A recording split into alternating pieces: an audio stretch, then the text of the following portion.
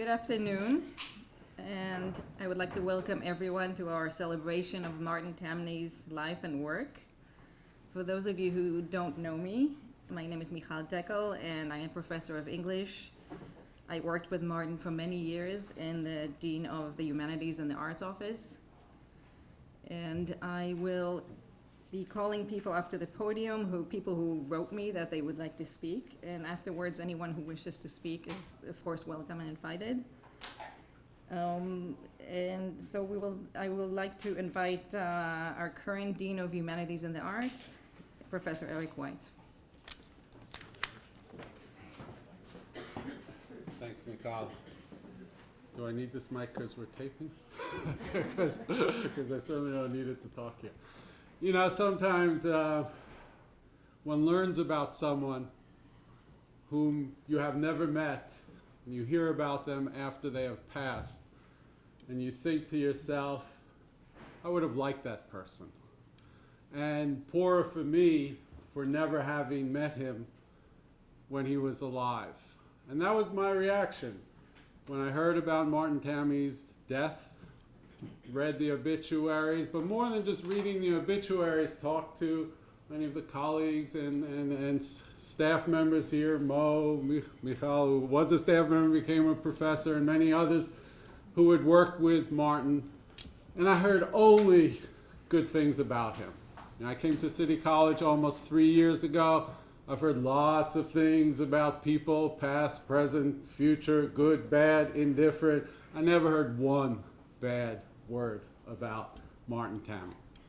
I only heard that he was wonderful to work with, that he was deeply devoted to City College as both an alum, a faculty member, and then an administrator in more than one division, which I can't quite imagine, pulling off that game. I've got enough trouble, with some of my faculty here. I've got enough trouble with my own. I can't imagine trying to wrangle another faculty outside of my own division. And of course, he was a devoted teacher, a great teacher by all accounts, and a scholar. There.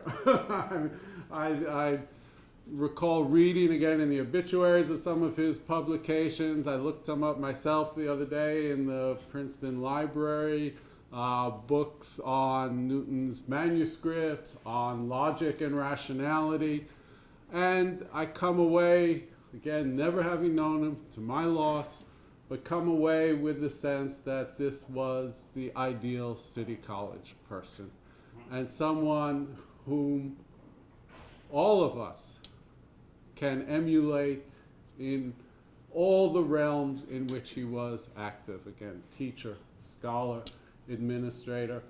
I'm sure he was the best of City College, and I hope we can just continue to emulate that model as we go forward. Thank you.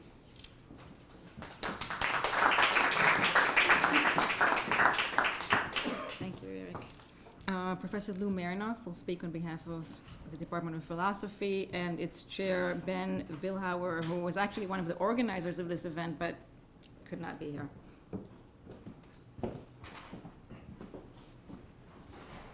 Thank you, Michal, and Eric also for your remarks. I'm representing the philosophy department here today as a former chair, and also representing, I guess, myself as a colleague of Martin's. I did not know Martin as well or for as long a time as many of the familiar faces in this room.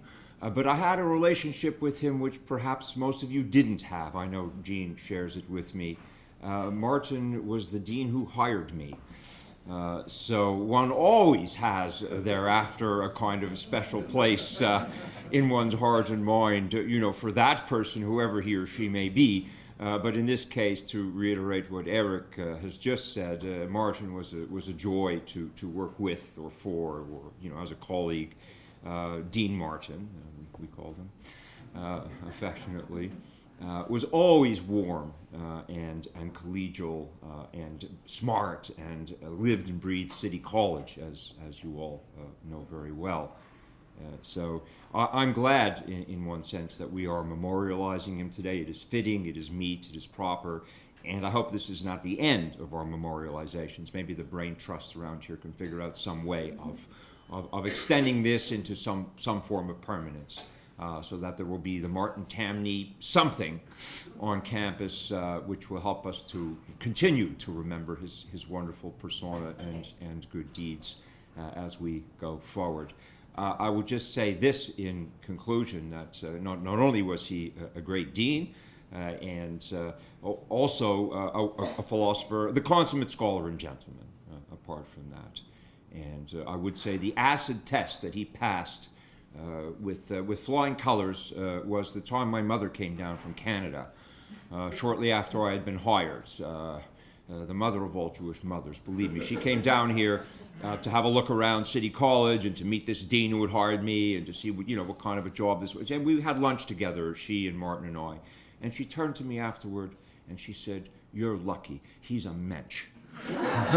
And believe me, there is no higher praise that anyone could give. So I think I will leave my mother's words as the last ones. Thank you very much.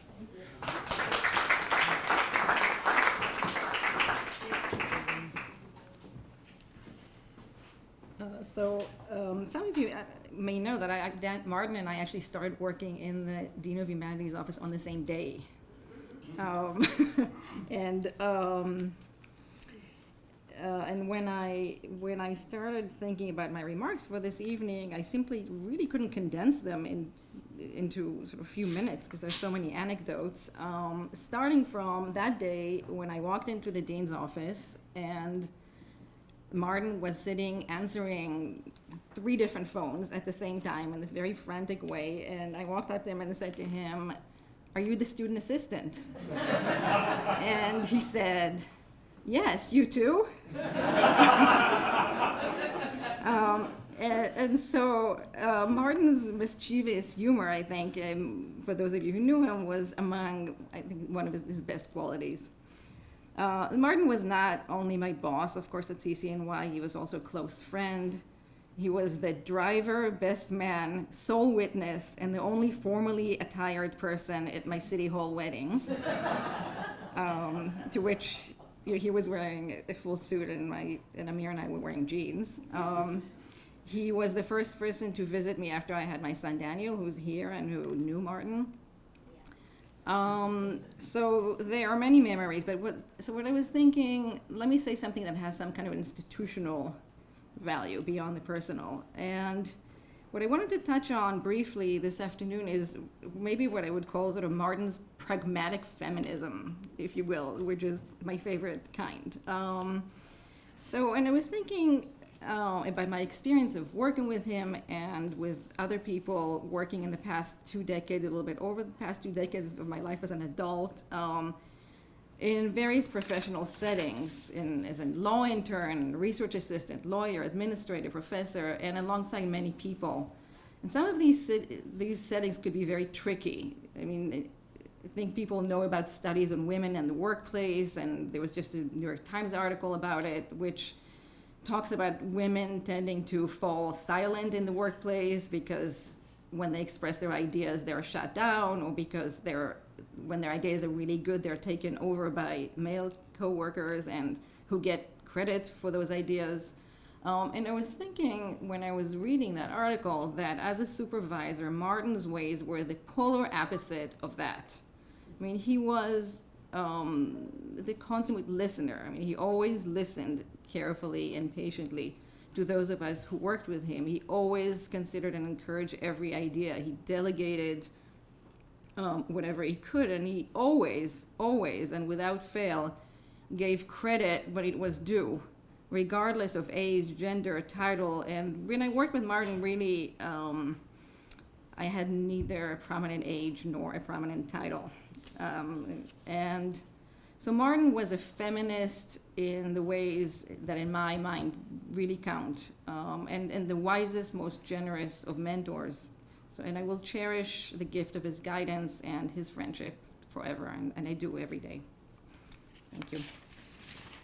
Now, I also Carl Malkoff, who is a professor emeritus of English and was a good friend of Martin, was supposed to be here, and last minute he couldn't come, and he sent me his notes, so I would like to read them to you briefly. And this is called About MartinTamny. And Carl writes, "Some of my best friendships at City College began with a fight. And that is, in fact, how I met Martin. It was a question of whether philosophy would have its own course in the core or be incorporated in the humanities course. There was no acrimony involved, especially since we both knew that Martin was going to win. Apparently, we enjoyed this exchange enough to become good friends who would meet often to talk about anything from how can there be such a thing as consciousness to the most trivial academic gossip. I'm sure that most of those attending Martin's memorial know what a good friend Martin could be, how smart he was, how engaging and warm, and most surprising, how playful. I remember the time when he was Dean of Humanities that his assistant, who shall not be named, was in her own room playing solitaire. And Martin started moving her cards from his own computer, not having previously announced his new ability to do that. And I remember that day very well. Timbuktu, that's right. And when Martin programmed his computer to ask, "Will I dream, Dr. Tamny?" when he turned it off. The one perspective on Martin I might have that others do not comes from my team teaching a course with him. It is the only time I ever did that, and I cannot imagine doing it with anyone else. I proposed we do an interdisciplinary course on death and dying. Martin would not go for that. His disposition was always more cheerful than mine. His counter-proposal was a seminar on time. Close enough, I thought. It was a wonderful experience. All the qualities that Martin brought to friendship, he brought to the classroom. He was confident, lucid, open to question, and demanding to just the right extent. As Chaucer said of his clerk, gladly would he learn and gladly teach. I surely learned from it. The one or two of the mathematical explanations might have been over my head. Administrator, teacher, and friend, Martin was very close to being the ideal colleague. His retirement diminished the college, and his death diminished us all. This is from Carl. I'd like to call John Greenwood.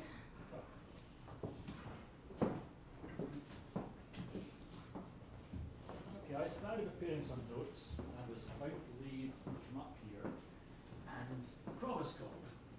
Immediately, must come up at 5 minutes.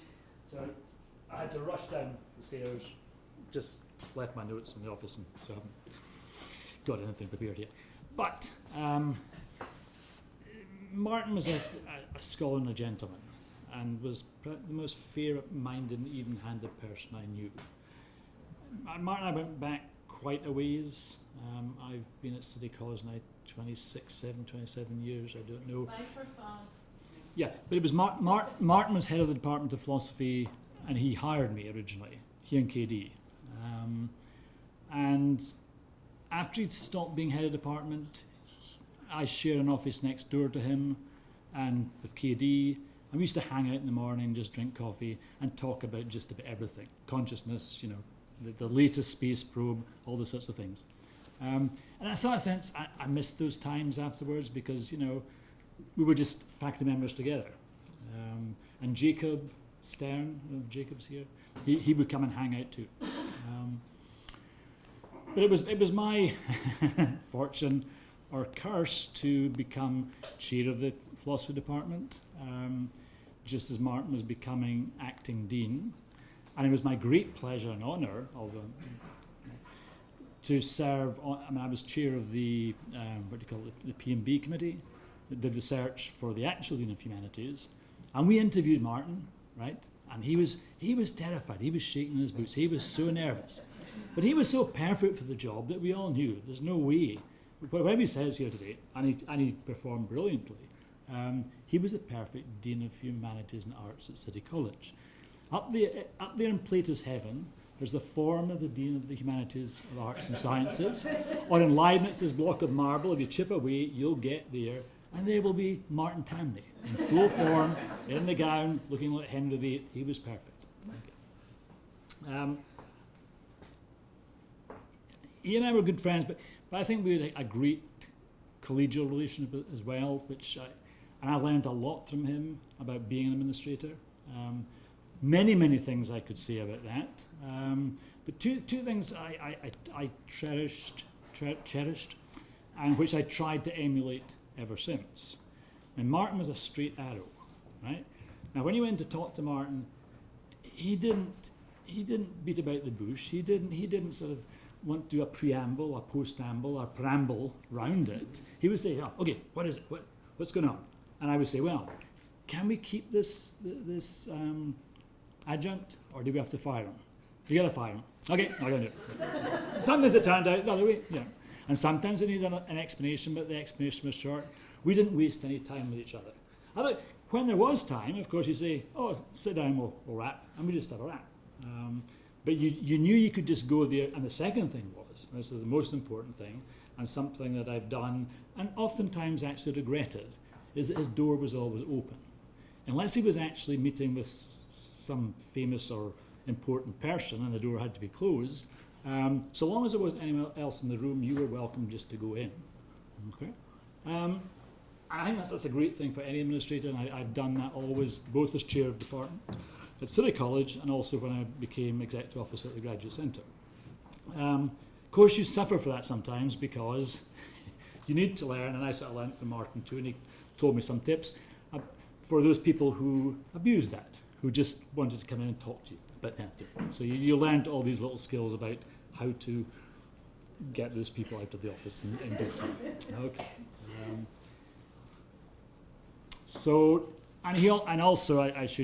I owe him a personal thanks because he supported me to be on the faculty at the Graduate Centre originally. So I remember him both as a friend and a fellow colleague, but also when I was chair and he was dean, I thought that was the glory days of my time at City College, and I'll always remember that. Thank you.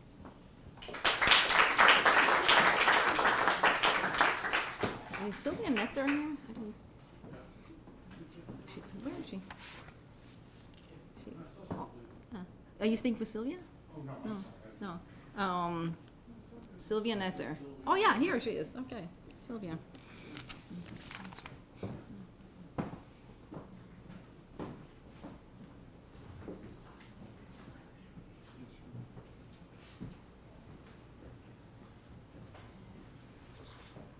Hi.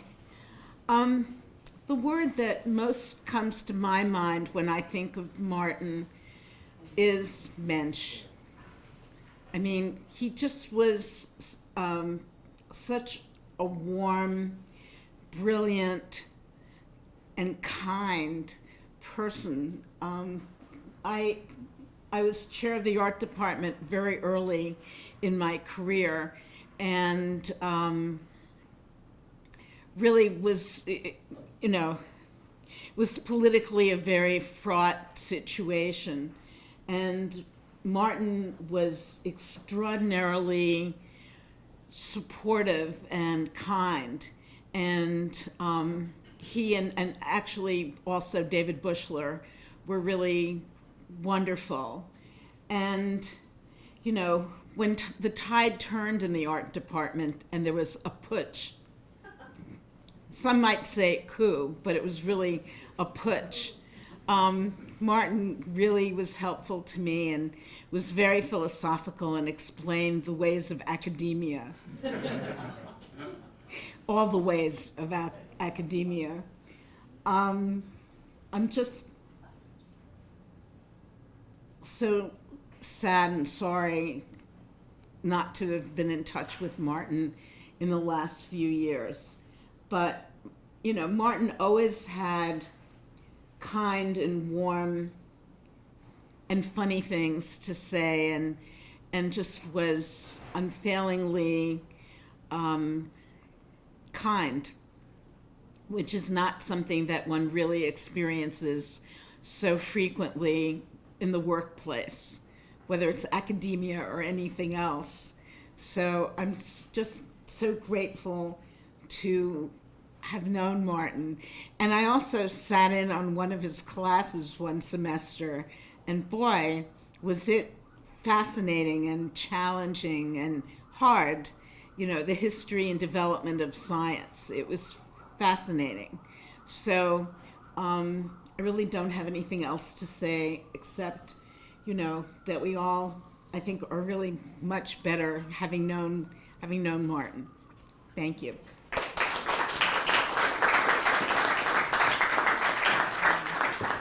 Josh?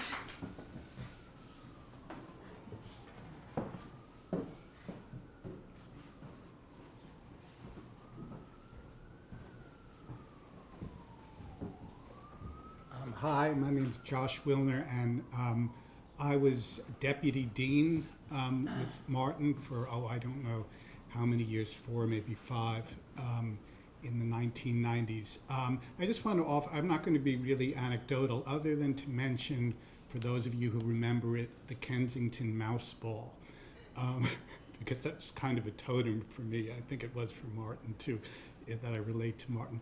But I'm not going to be particularly anecdotal. We worked together for many years very closely on a daily basis, but there was always because of our shared character and interests, a kind of philosophical current to the relationship and the work. I don't know that I would have stayed in the office had it not been enriching in that way.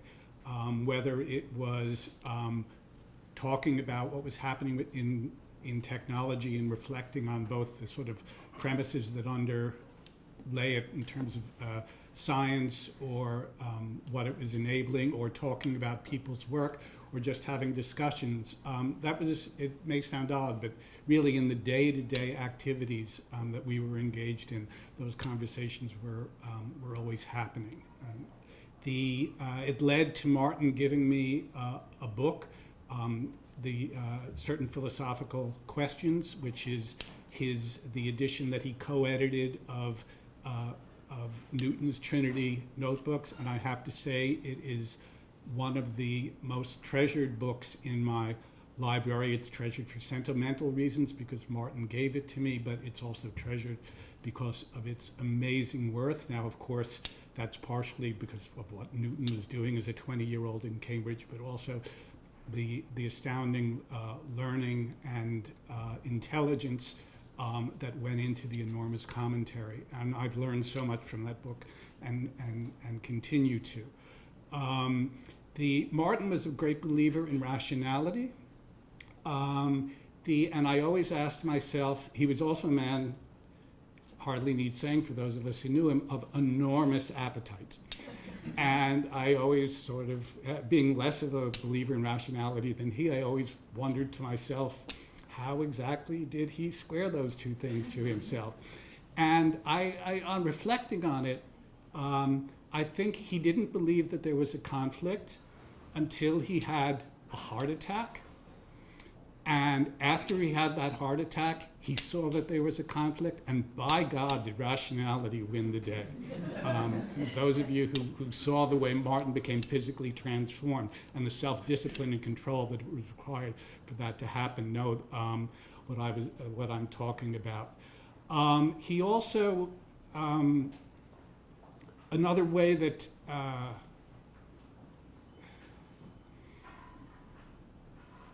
that rationality manifested itself was he didn't, as City College, rolling chaos in our offices and every other office, Martin didn't get flustered. There was a calm reserve that he was able to maintain through the most turbulent sequences of events, and that permitted him to lead and make judgments with a certain confidence in his decisions and a certain serenity. That was very important to those who were led by him and who worked with him. Finally, I'll say just as because of that inner serenity, he was also a person of courage. And I had occasion many times to see, both in dealings with individuals, but also in dealing with the larger institution, when Martin had arrived at what he felt was the right conclusion about a matter, he, without being dogmatic, had the courage of his convictions that often led him to occupy a very lonely place in a larger institutional setting. He was always right. I will miss him dearly.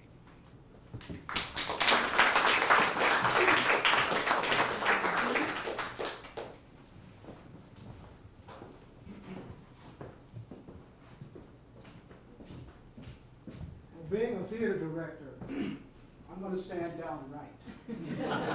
Get the camera over here on that. All right.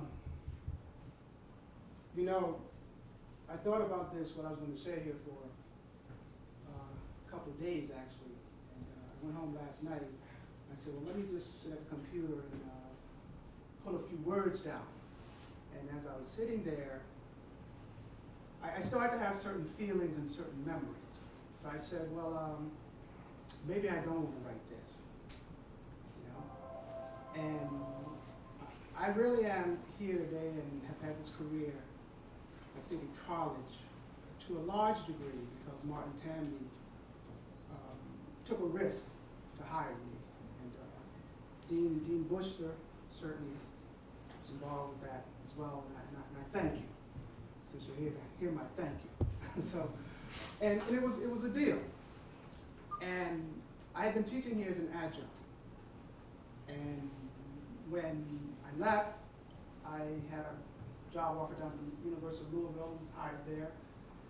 And lo and behold, no sooner than I got there, I had gotten 2 other job offers. So some interest arose about bringing me back. And frankly, to my good fortune, being in theater, they really didn't want me in theater. But I had also done some service for the English department. And Martin came up with the idea of, we'll have him half in English and half in theater. Now, I was very upset that they didn't want me in theater. And that really cut me to the core. But I said, okay, I came back. No sooner than I got back, the theater department was retrenched. Now, within 6 to 9 months being back, I heard this news. I went to Martin. I said, Martin, I came here, I have 2 other offers.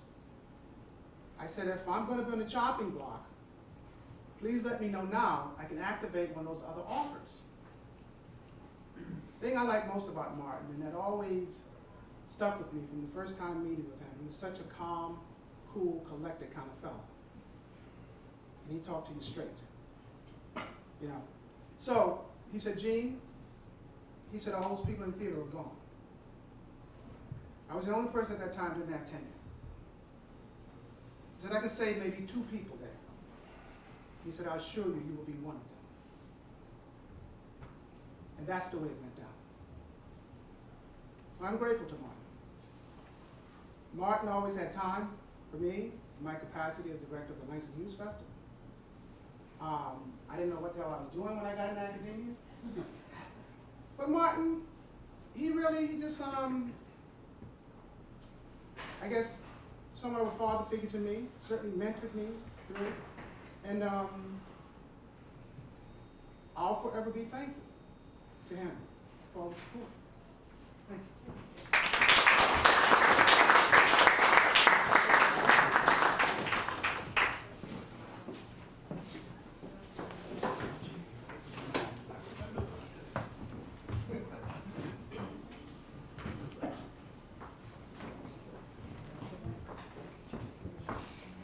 I'm Gabriella DeBear, formerly of the Department of Romance Languages, now the Department of Foreign Languages and Literature. Can I be heard?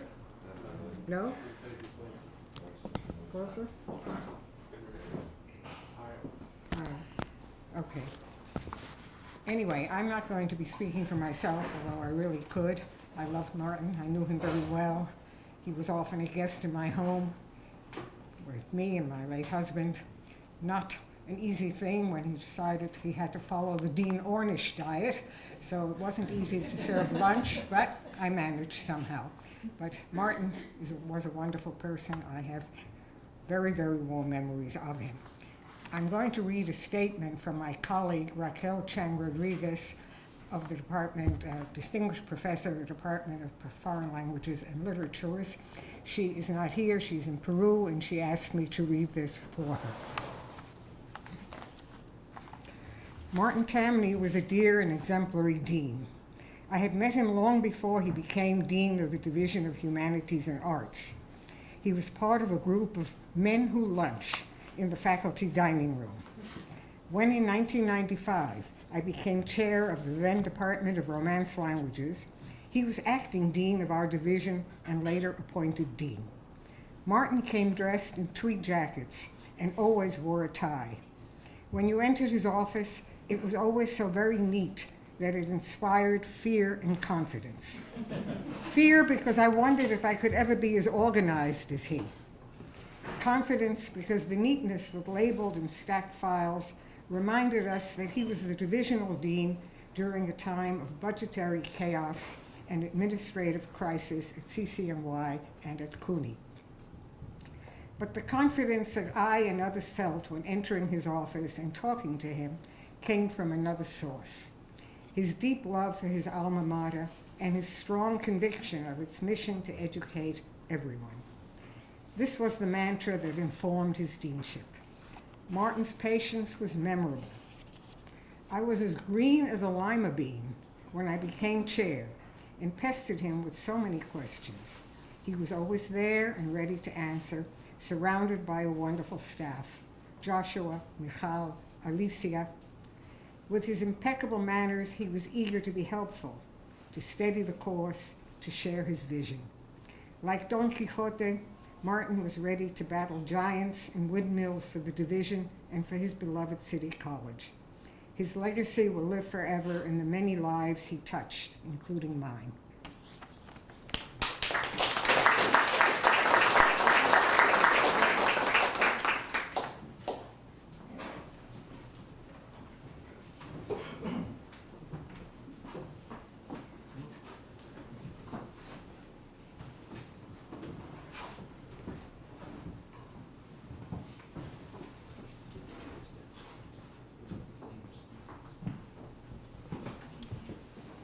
Good afternoon, everyone. I'm Dennis Weiss, and I was the Dean of Sciences at City College.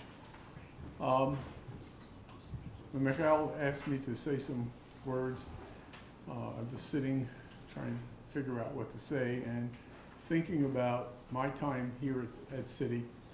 And what I began to realize is that Martin and I paralleled one another. We both came out of New York City public high schools and went on to City College. Both graduated from City. I ended up going to NYU for my graduate work. Martin went to CUNY. And then we both came back here as faculty members and knew each other somewhat as faculty, served on a number of committees together. And then in the early 1990s, along with some of my other colleagues here, Jeff Rosen and Dave, we decided to step over into the dark side. And I said, wow, what did I do? And how do I do it? And Martin was basically the person I tried to emulate as a dean here in terms of his wisdom, in terms of dealing with faculty, and in terms of his thinking. And it carried on for me even after Martin stepped down as a dean. And I remained in my position for a little longer, and then I believe we probably both retired from City College at about the same time in 2001.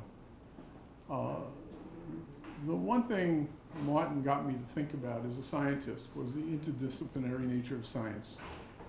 And it was something that I attempted to do here as the dean. But when you're in an institution that has 150-year-old silos, it's very difficult on an academic side, not on a research side, but on an academic side, to penetrate those barriers.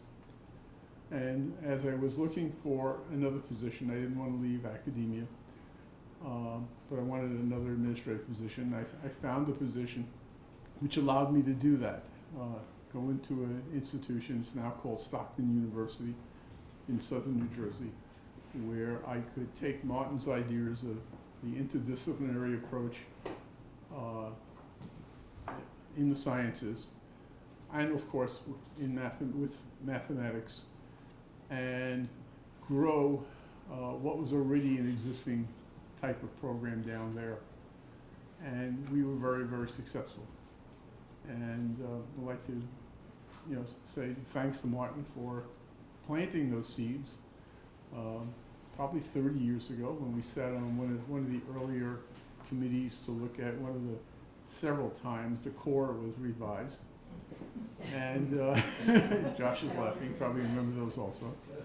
And just in closing, it's rather apropos following Gabriella's remark that this event is here on the 5th floor of Shepherd Hall, because right through that wall was Martin's favorite place, right at the round table, until the NAC opened.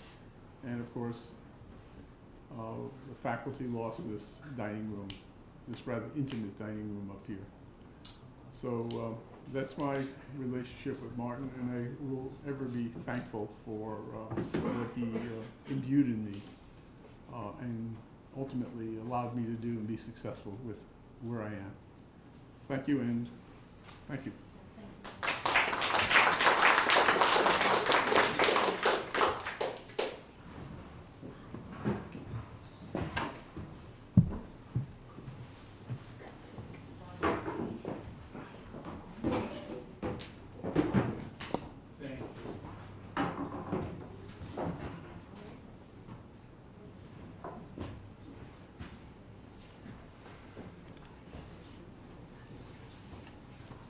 Please excuse me for appearing in this condition. I fell down, broke my leg and broke my hip, and they say I'm recovering. Anyway, I'm delighted to be here, the memorial meeting of MartinTamny, whom I knew over a very long period. He was first my student. Then, when I became chairman, he was deputy chairman. Then, after I ended my chairmanship, he became chairman. Then he became assistant dean, and then he became dean. This was a remarkable series of positions in which he served the college in a most remarkable way. When we were, he was my student in the late 50s. This was a peculiar time, as Professor C.I. Lewis at Harvard said. This was the time of the Wittgenstein surge that came from Cambridge University. And quite a few people from here went to Cambridge to pick up, not to meet Wittgenstein. It was extremely difficult to do that, but to pick it up from various other people and develop this kind of linguistic philosophy. Linguistic philosophy then moved to Oxford, was rather Professor Wiener here at City College used to say, it got Oxfordized and produced Austin and Ryle and so on. And we had a few assistants who were interested in it, but our college was not mainly in the analytic tradition. Our college was the center of naturalism. I don't know if you know that, but throughout the country, the City College was known as a center of naturalism. And there was a book on naturalism and the human spirit, edited by Professor Krikorian, who was the chairman at that time. And Martin had studied under him, but he wasn't inclined in that direction. He much rather preferred logic and analysis. He, after all, his other main subject was mathematics. And what happened was that he had been my student in 2 courses, and then I left for a half-term, for a half-year sabbatical. I went to London in 1964, and Professor Bronstein was the chairman, and he asked me if he thought Martin would be the right replacement for me. And I said, yes, I think so. I was teaching an introductory course, 2 logic courses, and a course in theory of action. That was a course I had introduced 2 years ago, and this was the second time I was giving that course. And Bronstein said, what about this course? I said, I'll talk with Martin and I'll bring him up on that. We met a few days later, and Bronstein was rather uncomfortable about the whole thing. And he said, he asked Martin, do you know this entirety? Katie has been informing me of this and that. And then he said, I don't think so. So I asked Bronstein why.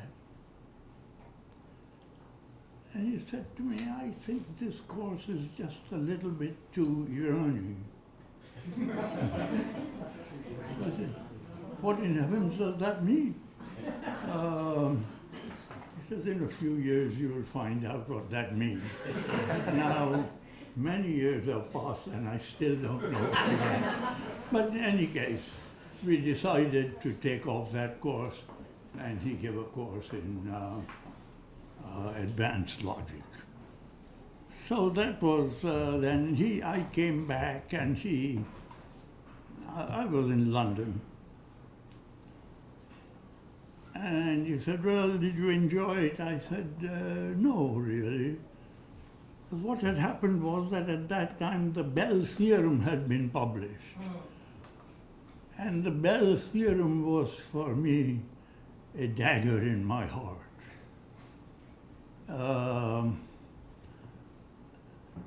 He made an appointment, we met for 2 hours, and I put it before him, and he said, yes, I understand this would displease you, but try and get over it. I haven't been able to do that. Since that, well, whatever. He introduced some very worthwhile courses. He went to Oxford, and there came under the influence of the People's History of Ideas, and began looking at philosophy much more historically. A book on Newton is a marvelous book. And it is a perspective which is a very special one. And I complimented him on that. This remained with him till the end. He went to Cambridge and looked at the manuscripts of Newton.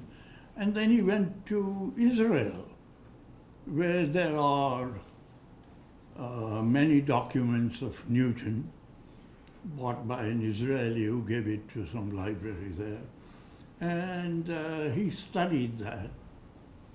And then he came back and I said, well, now you have the material. Give us a talk on the mind of Newton. And he said, I don't know anything about that. I said, what did you do? The mind of Newton, he says, escapes me. He spent most of the time working in alchemy. He spent a lot of time trying to catch people who were stealing gold from gold currency. He was a strange man. Nonetheless, the 3 pages where he explains the law of gravitation is one of the most enlightening pieces of writing there is. Anyway, Martin did all that, and he gave it to the students. He did this in the philosophy of science courses, and in the program which we developed, history and philosophy of science and technology, in which we were joined by our late colleague, Frank Grande of the history department. And it was, I think finally the students evaporated. We had 2 students, I remember, who are still teaching, one in Nebraska and the other, I think, in Washington. But anyway, his contributions were remarkable for several reasons. One, he was very competent. 2, he was extremely honest and rigidly principled. And 3, he was really dedicated to the teaching of students. This college should keep his memory alive as one of the stellar members of its faculty. Thank you.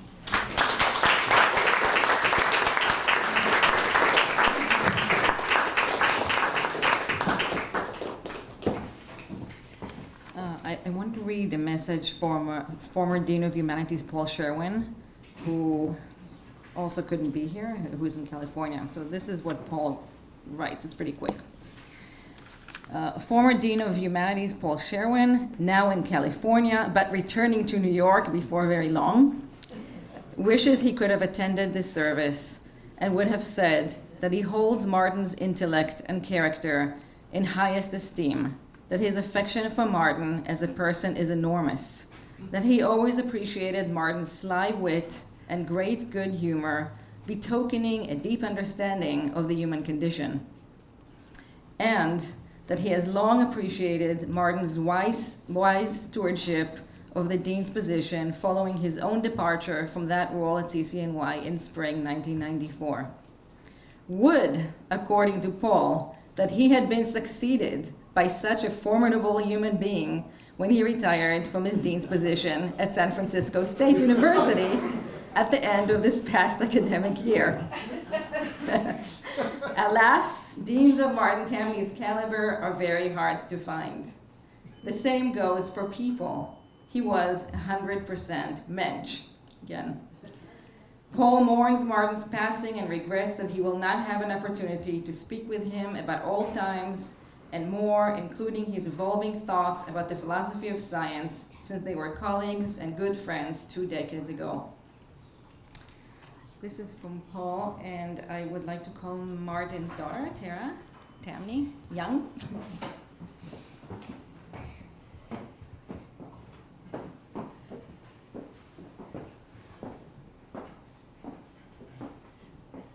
Hi, I want to thank you all for coming today to remember my father, Martin Tamny.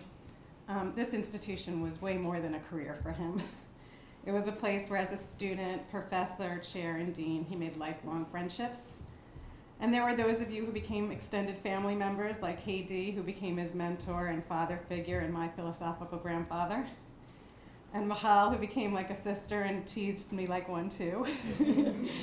And many of you both had professional and personal connections with him. Some of you were his students, and that brought him incredible joy because he loved to teach. And I don't think you could have a meal with him without him engaging you in some sort of lecture. And these memories continued in his mind, and sorry for me, but I apologize to a lot of you because I didn't share this. But my dad had Alzheimer's disease at the end, which is why he didn't stay in touch. So as a family, we didn't really share that at the time. But after the death of my mom, my father was comforted very much by his memories here. And in the dining room at his assisted living, he would go to each table and say hello to everyone and, pat them on the back just as he would in the Knack dining room. And he clearly believed that he was with his friends and colleagues here at the college, and it brought him so much comfort, and that was such a joy for us as a family to see. Unfortunately, my brother Mark and his wife Colleen and daughter Ella couldn't be here today because of unavoidable circumstances, but they also extend their gratitude to all of you who made my father's experience here so meaningful and rich for him. My dad's legacy continues in his grandsons, Ben and Toby, and his granddaughter Ella, all of whom have already developed a curiosity for the understanding of the universe and have interest in astronomy, science, and history. And they love music like he did, and most remarkably have inherited his enthusiasm for sharing their knowledge with others. This place meant so much to my father, my mother, and my brother and I. We all earned many of our degrees here, and it's with great pride in remembering him that our family will be making an endowment to the college to have an award in his name that will be given each year to an undergraduate student demonstrating excellence in philosophy. So hopefully we'll get that set up. And again, just thank you all so much for the friendship, warmth, and affection that you showed my father. You can be sure that he treasured it. Thank you.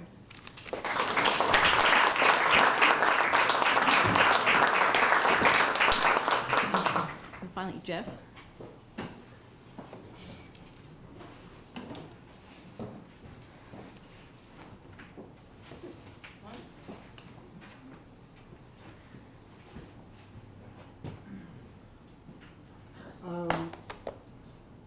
The way we had set this up, I was going to kind of bring this this phase of it to an end.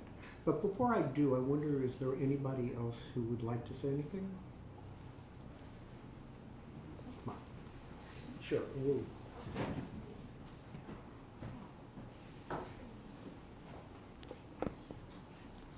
Well, you really inspired me to follow the philosophy. I really want to now be a philosopher, and I also want to be an astronomer, so I'm thinking of combining the two.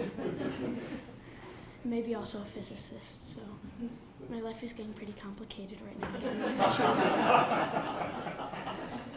Well, anyway, it was pretty nice to me, and whenever I would come over to his house, he would just like, he's here! Like, just come over and give me a hug, and it was really nice. So,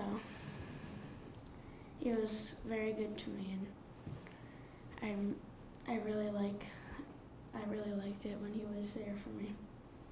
Thanks.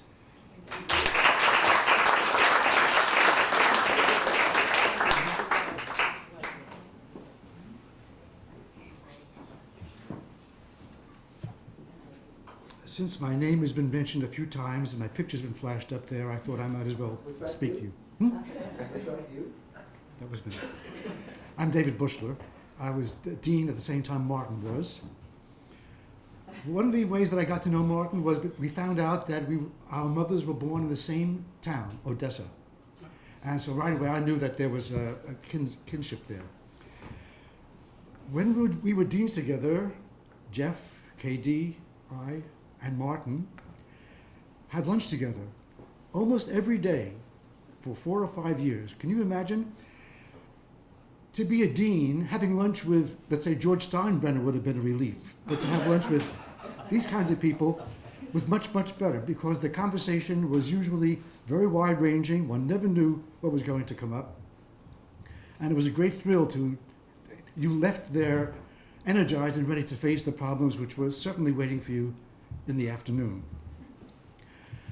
One of the things that has not come up so far, maybe you were going to say it, I don't want to steal what you have to say, is how much he doted on his grandsons. He mentioned them very often and with warmth. And it was a great pleasure to know him, and one of my best memories of City College is working with Martin. Thank you.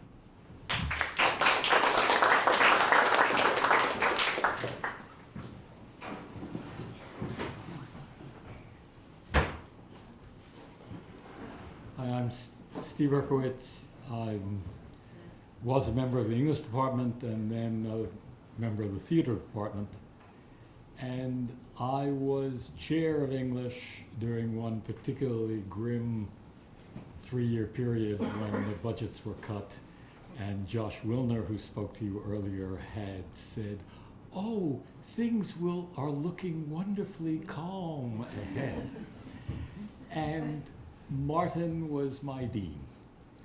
And in the roughest of times, you could count on him for wise advice, for help when he could, and for every once in a while a quick phone call saying, "Duck! So-and-so is coming down the hall." He was quicker with the phone than I was with hiding under the desk.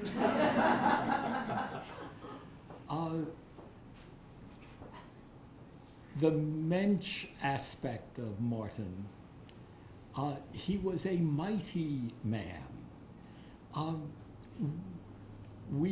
Our first association was around 1960. He was on the track team at City College, and I was on the lacrosse team, and we had locker rooms adjoining one another in the old Lewiston Stadium bandshell building. And this was way back, and then I got in touch with him again when we were here. As you know, he was a lovely, lovely man. Sylvia Netzer, another CCNY alum, and I and Martin were in Martin's office waiting for some interminable meeting or other to convene.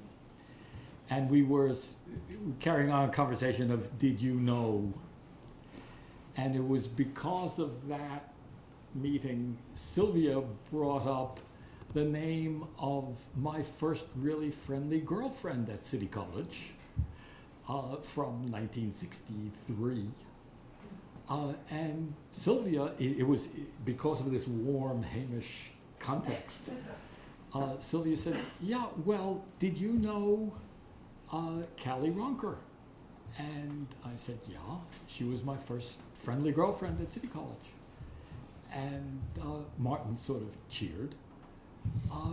And 4 years later, my dear wife, first wife, passed away.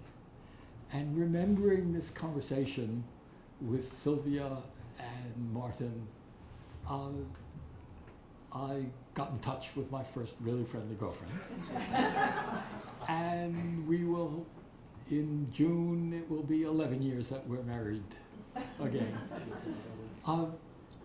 Martin, one day, there was a speaker from India.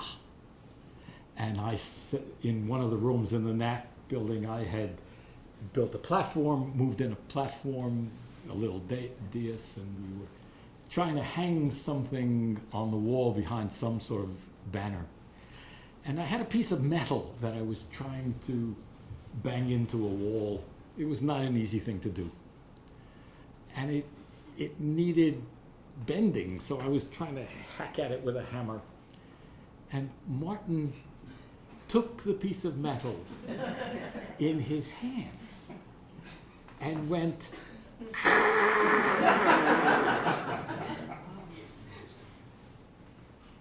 Super Dean.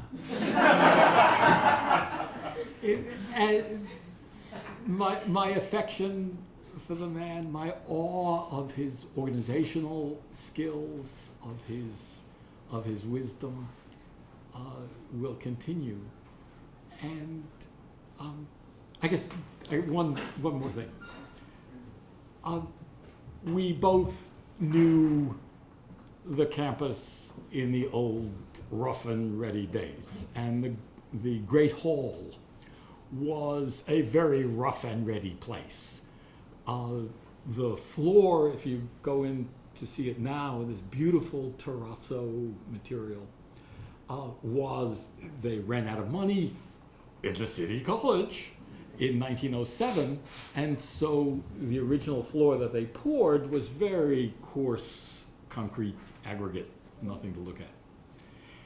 But they did have beautiful academic banners suspended from the ceiling.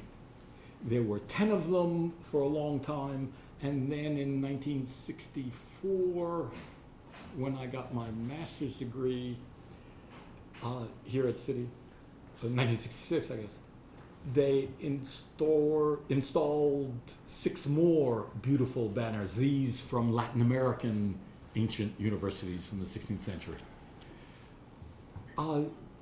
During the renovation, those banners were taken down. They are no longer in any condition to put back. And Martin and I often speculated over lunch at that wonderful lunch table that I was thrilled to be able to join, about reinventing, rebuilding, having remade those banners. And the sense of restoring the thrilling, return with us now to the thrilling days of yesteryear. The Lone Ranger, the lone Shakespeare scholar, the lone history of philosophy, historian of science. So I'm pledging now to do whatever we can to hang new silk or whatever material that's allowed banners in Martin's memory, because they're things that he loved and that we should all pass on for the future kids to love. So, thank you. I'm mindful of the time, but I know there were a few other hands. It's Martin's student. Yeah.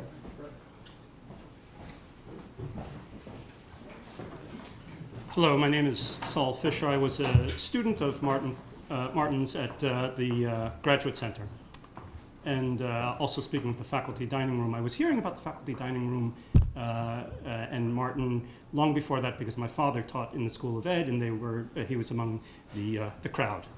But many years later, I arrived at the Graduate Center, and I took one course, second course, with Martin. Everything was going beautifully and swimmingly, and I was quite mindful that as a dean, he would have not a lot of time for me, so I thought, to be a dissertation supervisor, but in the chorus in celebration of his Menschlichkeit, of course he said, absolutely no problem. I had a chance to see him in action in his deanship once a week on a regular basis, even before the dissertation, because I asked him, well, look, I want to create this course and have you teach it to me. He said, this is fantastic, let's go and explore it. And we did that together over the course of a semester, and it was doctoral career changing, but also career changing experience, and only possible because here was a person who, here Dean of 2 divisions, somehow made the time for his doctoral students, and I was not the only one, but I feel I had a wonderful special experience with him, learning so much, and although this was not a field which I thought was new to me, namely historical perspectives on philosophy of science, I think Martin in many ways opened a world for me, as he did for many others through his work, which leads me to another word on his scholarship. As is customary to say, may his memory be a blessing. His memory, though, lives on. At the time of Martin's work on Newton and other figures of the 17th century who were working in natural philosophy, what today we would generally call science on one hand, and today what we recognize as philosophy, cut and dried. There were some people who, some scholars who worked on what today we call history of the philosophy of science, but there weren't very many in the, say, 70s and 80s. There was scattered numbers in France, England, and the United States.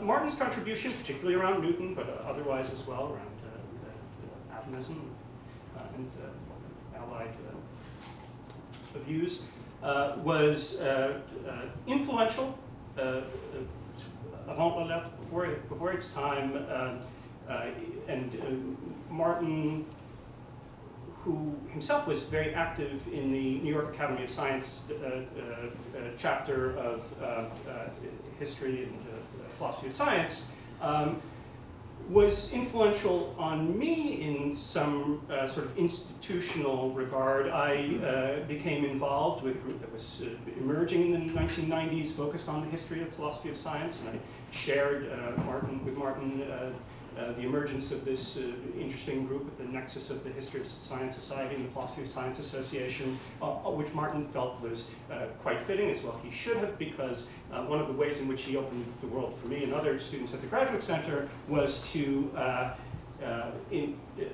reinforce at every turn the importance of seeing the historical trajectory of what we now think of as philosophy of science as being of a piece intellectually with the way we think about science philosophically in a contemporary sense. And those are some of the themes that are at the heart of this group history of philosophy of science society, which thanks to Martin's inspirational work has flourished since the 1990s, and I can tell you as a past president of that society that his work remains extremely influential, well regarded, and may his memory, intellectually and otherwise, live on.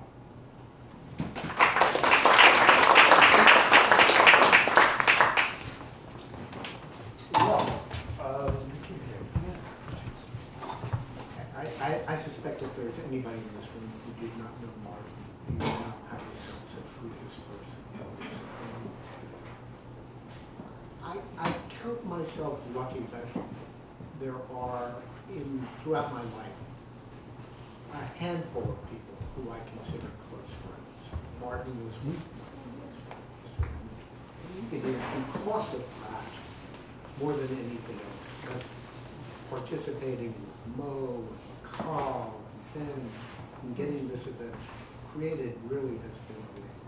And to see everybody here, it is all terrific. Tara had mentioned something about the end of Martin's life. Katie, David, Wilma, and I continue to engage Martin up to very close to his death, and we would make an effort to find ways of getting together, both him coming into the city when he could, and us going and meeting him, and Myrna until Myrna's death. Martin was already in a kind of cognitive decline before Myrna had died, and Myrna was taking very good care of him. And I was, as all of us were, very concerned about how he would be thereafter. It is a measure of something so deep about Martin's goodness that Martin dealt with all of this, his own diminished capacity, his loss of learning, with a level of equanimity and a capacity to be with others that was just wondrous. You had to, in some sense, see it. But when Tara mentions him going around to the various tables and being happy to be with these people, and however he understood them to be, this was who he was. Being with people who he cared about and mattered to him. The depth and calmness and equanimity with which he handled himself throughout his life, and his sense of humor, held steadfast to the end. A little after. Shortly after Martin had retired as dean, I had cut those chains several years before Martin and Dennis did. And I had happily returned to the anarchy of that faculty. And Martin had left the deanship and had asked me whether it might be possible to find an office in all places, psychology, so the two of us could hang out. So, found him an office about 3 doors down from me. And he shows up to occupy that office after getting some furniture moved, and walks over to my office and walks in the door. And for the first time at City College, I see Martin dressed as I am. And Martin turns to me and he wants to make sure that I notice. And says to me, "Look what you did to me." To bring this full circle, Tara got her graduate degrees here at City College in the context of the CUNY system. I was involved with some of that, but Tara and I have a relationship that dates back. And so when I see Tara today, Tara offers me a present that I believe Martin would have wanted me to have.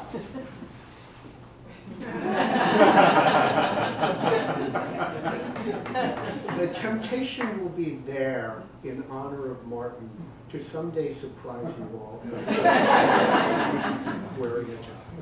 Thank you all for showing up, for celebrating Martin, for celebrating his life and his commitment to this college. We certainly welcome to hang out, schmooze, eat some more food, but this has been terrific for us. Thank you.